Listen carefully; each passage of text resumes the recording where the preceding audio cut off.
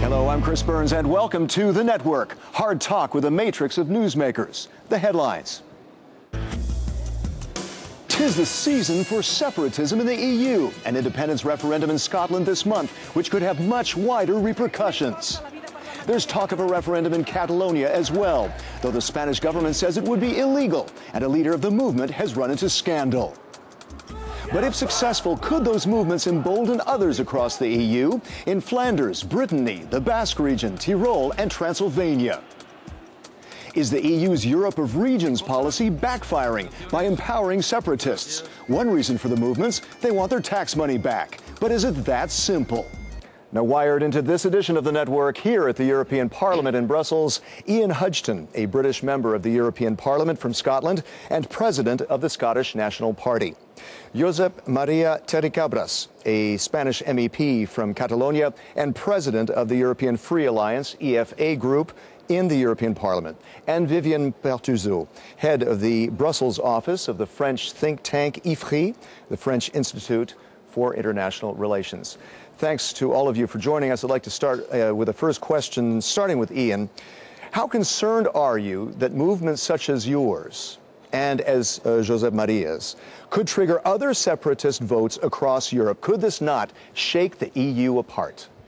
Well, Scotland's referendum is unique in that it has been agreed and is legally based within the current member state, the UK.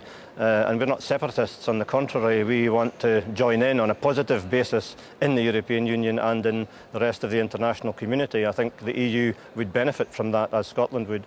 Okay, José María. I'm not concerned at all. Each nation has to decide when it is mature enough to take a decision, and I don't think that just the idea of freedom can bring a whole nation to declare independence. That's a very difficult question, and this you achieve only after years of very tough work. Okay, but Viviane, you live in a country, in France, where there are a number of autonomy movements, even separatist movements. How do you feel about this issue? Well, pretty relaxed, to be honest. I don't think that the referendums in Scotland and the vote in Catalonia will have much repercussions in France, just because the political system is very different in France than it is in the UK or in Spain. So we do have movements in Corsica, in Brittany, in the Basque, but exactly. At the same time, I mean, they're not going to pick up on the referendums as much as Catalonia may be, actually. Well, in Scotland, if Scotland leaves the UK, Ian, could that hasten Britain's exit from the EU? Could we see a Brexit because of what you're doing? I don't think because of what we're doing. I think that the result for the EU would be gaining a positive new member state in the form of Scotland, a continuing member, as we have been for 40 years. There is a different political debate going on in the rest of the UK with the rise of UKIP, with Conservative MPs defecting to UKIP, and that would go on regardless. That's what we do not want. We do not want to be in part of that. We want to be a normal country representing ourselves. Exactly that. Well, Viviane, I mean, how do you see that? Could this not, in a very strange way, make UKIP stronger in Britain if Scotland leaves, and that could encourage a Brexit? It's possible. I mean, but the thing is that you have to realize in Scotland, UKIP is very weak anyway. The Conservatives are very weak as well. So we may have a UK which is more English and to a certain extent more UKIP, but at the same time, I don't think that it will change the debate very much. Okay, let me ask from the Spanish viewpoint, Josep Maria. Won't the Basques be emboldened to seek independence? They've been talking about that for quite some time. And if you are able to pull that off, won't the Basques try to do it?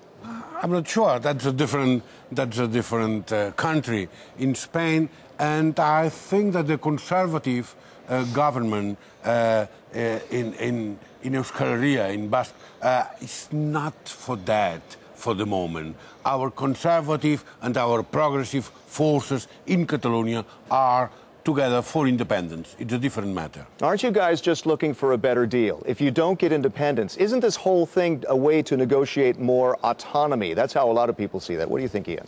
No, we just want to be a normal country and to exercise all the political rights and powers that normal countries exercise. For the past number of decades, Scotland has been governed from Westminster by parties it did not vote for. That's one of the democratic empowerments of independence would be to bring that to an end and allow us to make use of Scotland's vast resources and make our own political decisions and represent ourselves here in a very positive fashion. If we don't win, we will wait for next time. I think that the time for small negotiation is past. But you might get an offer from the Spanish government, as Scotland got from the UK in the last But we want week or so. Scotland to be a normal country, a normal nation in Europe. And this is not a matter of small negotiation, no. All right. Vivian, do you have something to say about that? Well, I mean, to a certain extent, I'm probably not going to make many friends saying that, but Scotland is more legitimate grounds to become a normal country because of the heritage of the country. Catalonia is slightly different. We can debate this, but it's slightly different. So we'll see. Yeah, José Maria, you don't think so? No, I don't think so, because probably the argument is that it's not a legal referendum, probably. But yeah, it is legal because it's based on a law of Catalan Parliament. If the Catalan Parliament is legal and makes legal laws, why the referendum is not a legal one?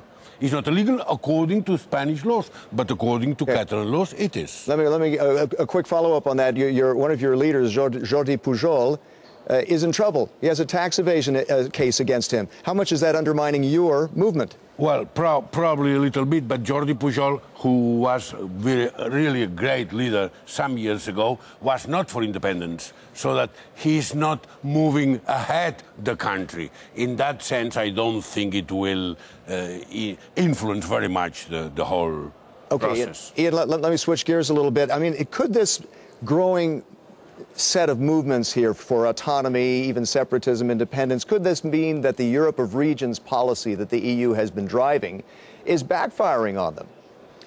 No, I think what we have here is a continuation of a number of movements in different countries that have been progressing at various rates for a number of years. And, I think the drive, if you like, has a lot to do with domestic politics within the current member state, in our case, where we've been misrepresented at European level. We've had our fishing industry sold out as expendable, according to a Conservative government.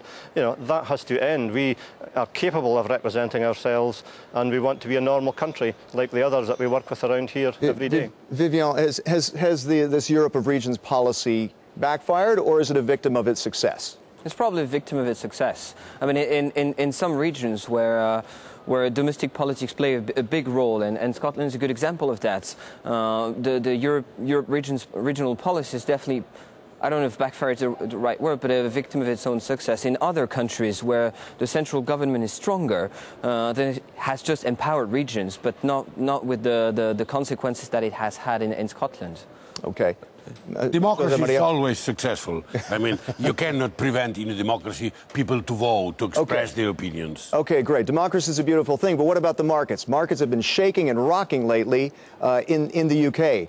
Ian, how concerned are you that there's going to be a lot of uncertainty, and that's what the no vote is playing on, is that uncertainty?